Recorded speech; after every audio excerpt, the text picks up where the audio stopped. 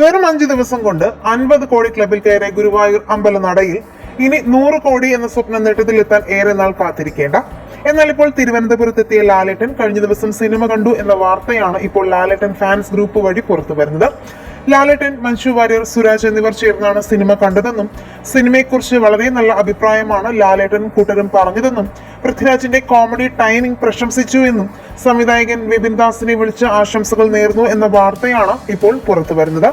താൻ ഇത്രയും ആസ്വദിച്ച് കണ്ട സിനിമ അടുത്തൊന്നും ഇല്ലെന്നും ലാലേട്ടൻ പറഞ്ഞതായും ലാലേട്ടനും കൂട്ടർക്കും നൈറ്റ് ഷോ യാതൊരു മീഡിയ അറ്റൻഷനും ഇല്ലാതെ രഹസ്യമായാണ് നടത്തിയതെന്നുമുള്ള വാർത്തയാണ് പുറത്തു വരുന്നത്. ചിലപ്പോൾ ലാലേട്ടന്റെ വരവ് സിനിമയുടെ പ്രൊമോഷന്റെ ഭാഗമായി വീഡിയോ ആയി പുറത്തു വരുമെന്നും വാർത്തകൾ വരുന്നു.